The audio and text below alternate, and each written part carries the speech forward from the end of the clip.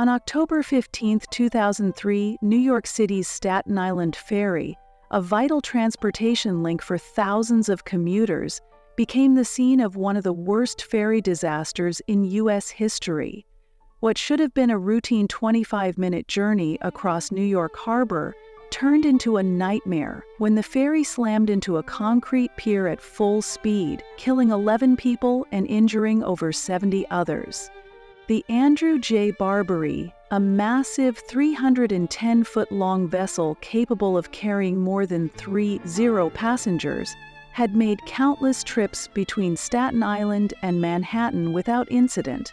But on this day, something went terribly wrong. As the ferry approached Staten Island's St. George Terminal, it failed to slow down, crashing violently into a maintenance pier at nearly 50 k/height, 30 mph. The force of the impact sent passengers flying, crushing metal and shattering glass, leaving a scene of chaos and destruction.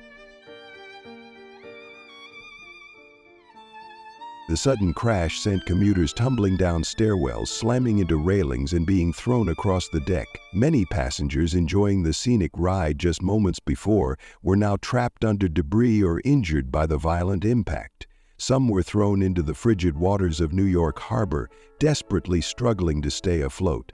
Emergency responders rushed to the scene, battling against time to rescue the injured and account for the missing. The ferry's deck, once bustling with passengers preparing to disembark, was now littered with shattered glass, twisted metal, and the screams of the wounded.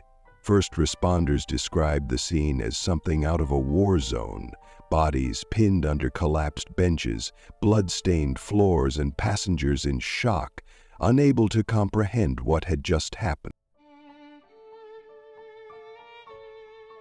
As the dust settled, investigators from the National Transportation Safety Board, NTSB, launched a full-scale inquiry into what went wrong.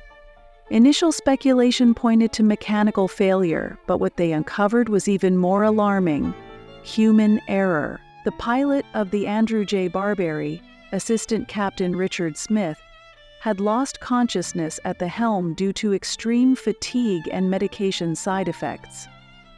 With no one else in control of the vessel, the ferry continued on its path at full speed, crashing into the pier with deadly force. Further scrutiny revealed serious safety lapses within the Staten Island ferry system.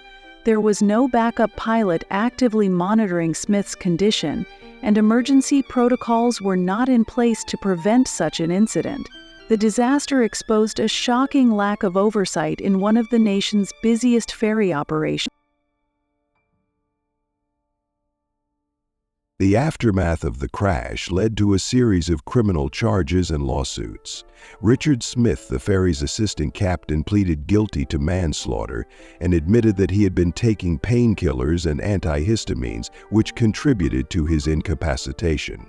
He was sentenced to 18 months in prison. Meanwhile, Patrick Ryan, the ferry's director of operations, was also charged for obstructing justice after trying to cover up details about the crash. He was sentenced to 1 year in prison. Several high-ranking officials resigned, and the city of New York faced millions of dollars in lawsuits from victims and their families. The Staten Island ferry disaster became a wake-up call for maritime safety regulations. In response, New York City introduced stricter oversight, including 2 licensed pilots required in the wheelhouse at all times to prevent a single point of failure. Routine medical screenings for all ferry operators to monitor medication use and potential impairments. Improved emergency response protocols to ensure immediate action in case of pilot incapacitation. Installation of better safety barriers and speed monitoring systems to prevent similar high-speed crashes. The reforms were crucial in preventing future tragedies, ensuring that the Staten Island Ferry remained one of the safest modes of transportation in New York. For the families of the 11 people killed, the crash left an unfillable void. Each victim had a story: a routine commuter heading home, a worker on their daily route, a visitor enjoying the scenic ride. Their loss served as a painful reminder of the consequences of negligence in transportation safety. Each year, on the anniversary of the crash, survivors and families gather to remember those lost, ensuring their memory is never forgotten. Though the ferry system has since improved, the scars of that tragic October day remain in the minds of those who lived through it. The Staten Island ferry crash was more than just an accident. It was a preventable disaster, a moment of failure that cost lives and exposed critical flaws in public transportation safety. But it was also a turning point, one that led to stronger oversight, better safety measures, and a renewed commitment to protecting passengers. Though the Andrew J. Barbary has since been repaired and returned to service, the events of that day remain a sobering reminder that even the most routine journeys can turn into tragedies when safety is overlooked.